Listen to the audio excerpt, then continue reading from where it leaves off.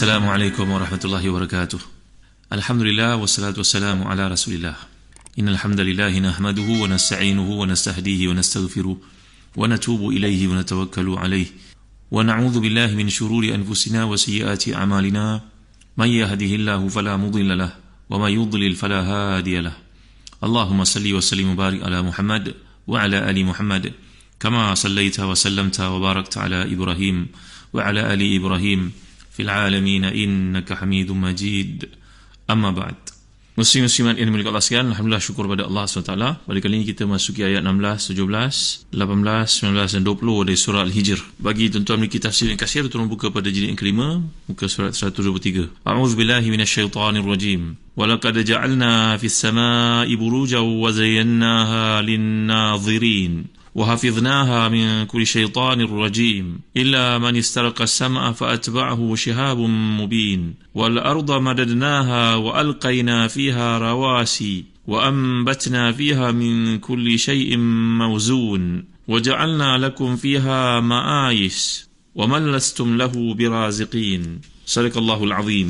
Dan sungguhnya kami telah menciptakan gugusan bintang-bintang di langit dan kami telah menghiasi langit itu bagi orang-orang yang melihatnya. Dan kami menjaganya dari setiap syaitan yang terkutuk, kecuali syaitan yang mencuri-curi berita yang dapat didengar dari malaikat, lalu dia dikejar semburan api yang terang. Dan kami telah menghamparkan bumi dan menjadikan padanya gunung ganang, dan kami tumbuhkan padanya segala sesuatu menurut ukuran. Dan kami telah menjadikan untukmu di bumi keperluan-keperluan hidup, dan kami menciptakan pula makhluk-makhluk yang mana kamu bukanlah pemberi rezeki kepadanya. Jadi Allah menyatakan di sini tentang penciptaan langit dan bumi. Langit yang tinggi dihiasi dengan bintang-bintang yang berjalan, yang manusia lihat pada hari ini. Kalau mereka merenung dan memikirkannya secara berulang kali, tentulah akan timbul rasa keajaiban, keagungan, kekuasaan Allah SWT. Pandangannya tentulah menakjubkan. Ini juga dapat kita lihat sebagai contoh penjelasan dalam surah Al-Furqan, ayat contohnya ayat ke-1. A'udzubillahi minasyaitanirrajim. Tabarakalladzi ja'ala fis samaa'i buruja. Maha suci Allah yang telah menjadikan langit ini gugusan bintang-bintang. Kalau kita lihat dalam kamus sebagai contohnya lisan Arab ke, bahawa perkataan buruj ini berarti sebenarnya istana, tempat tinggal, dan kata aslinya berarti az-zuhur.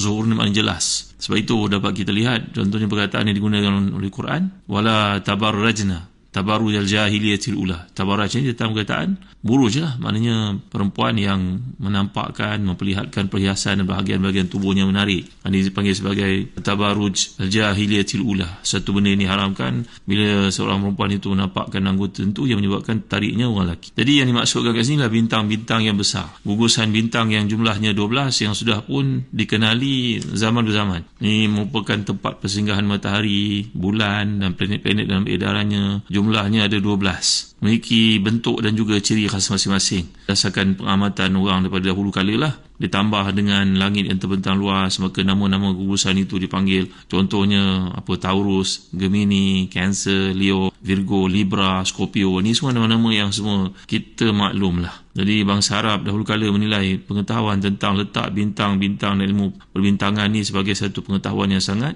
berprestij lah. Ialah orang Arab zaman dahulu mana ada satu benda yang macam kita melalaikan pada hari ini. Mereka hanya melihat langit yang terbentang luas, langit yang seluas mata memandang, bumi yang kering kontang padang pasir seperti itu. Binatang pun yang ada di depan mereka yang biasa mereka gunakan adalah unta.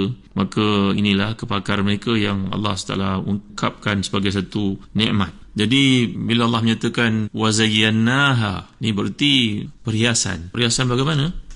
Kerana kalau kita lihat Allah turut menyatakan tentang kehebatan penciptaan langit ini, apa yang Allah SWT jadikan sebagai satu benda yang menarik. Contohnya dapat kita lihat bila Allah SWT menyatakan a'udzubillahi minasyaitanirrajim.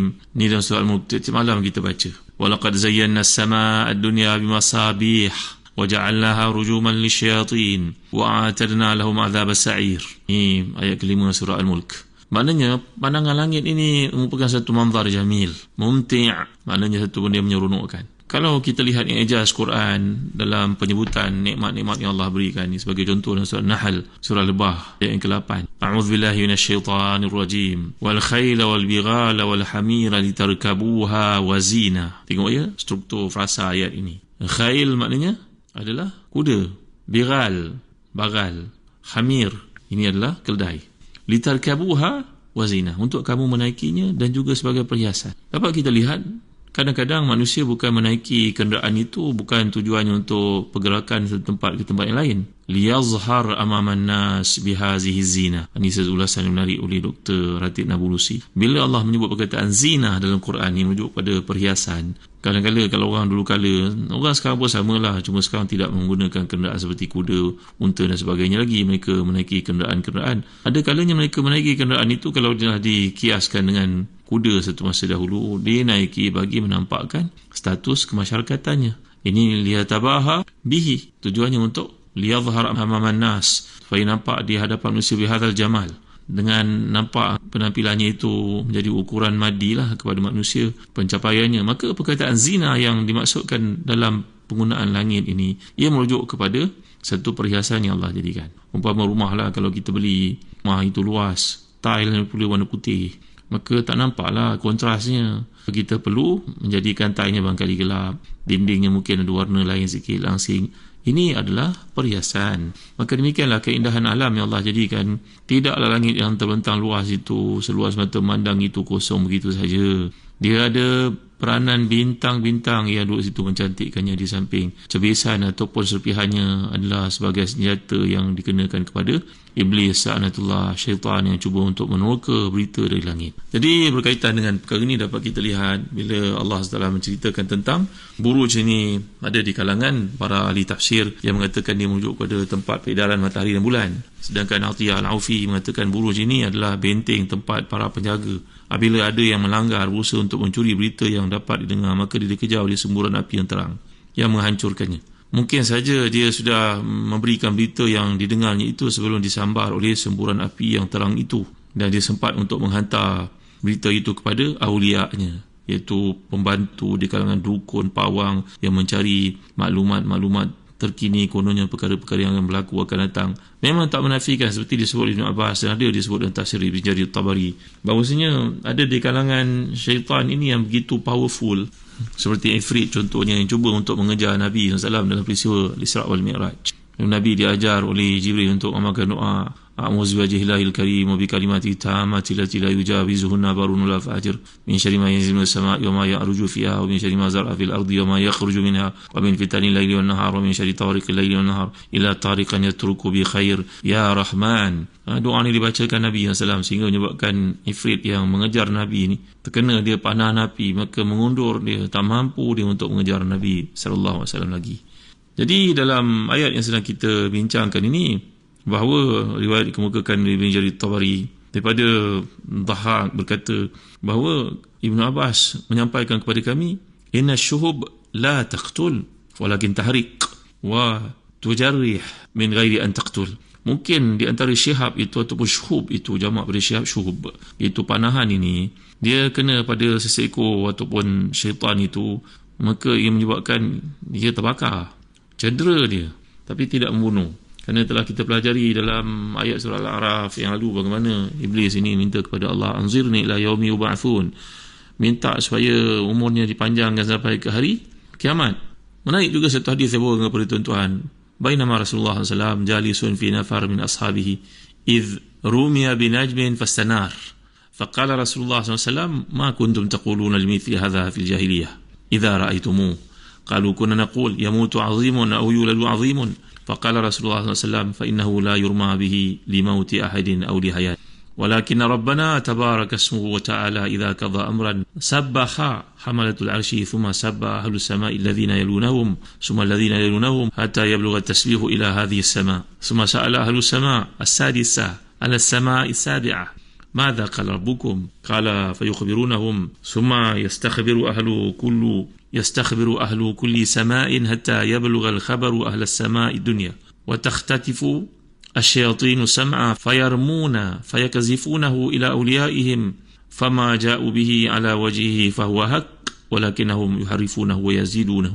Dalam hadis sahih riwayat Muslim ini, bahawa Nabi SAW sedang duduk dengan para sahabat, tiba-tiba kelihatan meteor ni, tahi bintang ni bercahaya di langit. Maka Nabi tanya kepada para sahabat, apa yang biasanya kamu katakan melihat kejadian seperti ini pada zaman jahiliyah dahulu? Jawapan para sahabat, kami akan mengatakan ini tanda seorang tokoh besar telah meninggal dunia, ataupun seorang tokoh besar azimun yulad, mana seorang tokoh yang memiliki kemahiran atau kelebihan tentu sedang dilahirkan. Jawapan Nabi SAW sesungguhnya dia tidak lontarkan kerana kematian seorang ataupun tidak kerana kelahiran orang lain.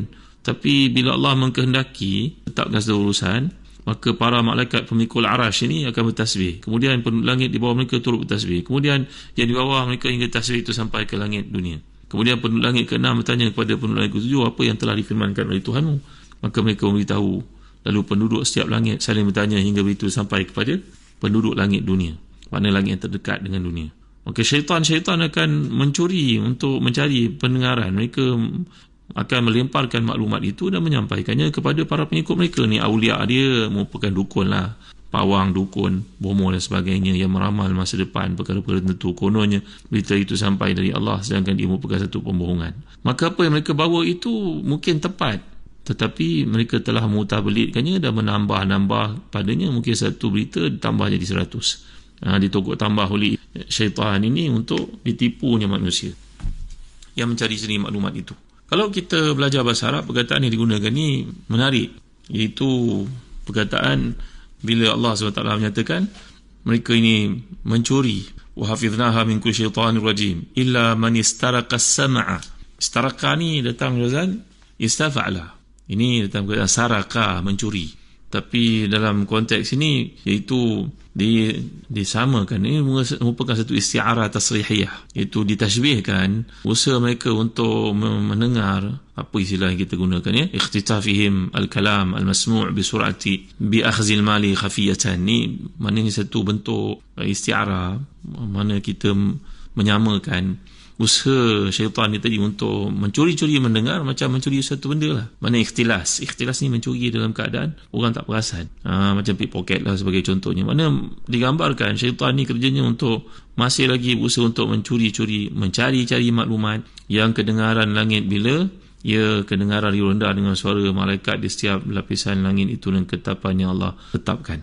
Jadi di sini ista'ara lahul istirak bermakna ikhtitaf. Dan maka datang perkataan istaraka ni berarti mereka mencuri-curi mendengar, mendapatkan maklumat dengan tujuan untuk menyampaikannya kepada kawan-kawan mereka yang merupakan pengamal ajaran sesat yang meramalkan masa depan ni. Dan telah kita pelajari pada hujung surah Luqman yang lalu, Allah indahu ilmu sa'ah wa yunazzilul ghaith wa ya'lamu ma fil arham wa ma tadri nafsun madza taksibu ghadan wa ma tadri nafsun bi ayyi ardhin tamut. Ini 5 mafatihul ghaib yang telah kita pelajari. Maka golongan abalisah iblis ini yang berusaha untuk mencari maklumat dan menyampaikan manusia dengan tujuan untuk menyesatkan mereka. Maka dalam ayat ini kalau kita lihat bagaimana Allah SWT bawakan selepas ayat-ayat yang lalu yang merupakan cabaran yang diberikan kepada mereka, bahawasanya segala kebaikan dan petunjuk dan apa sahaja yang dibuktikan kebenaran wahyu Allah itu tidak dipedulikan mereka. Sekarang Allah Ta'ala bawakan perspektif berikutnya untuk manusia faham. InsyaAllah yang kuliah datang saya akan uraikan lebih lanjut kaitan ayat ini ayat lalu. Wallahu a'lam. Sallallahu ala sayyidina Muhammad wa ala alihi wa sahbihi wa baraka wasallam. Walhamdulillahi rabbil alamin. Wa barakallahu fikum. Wassalamu alaikum warahmatullahi wabarakatuh.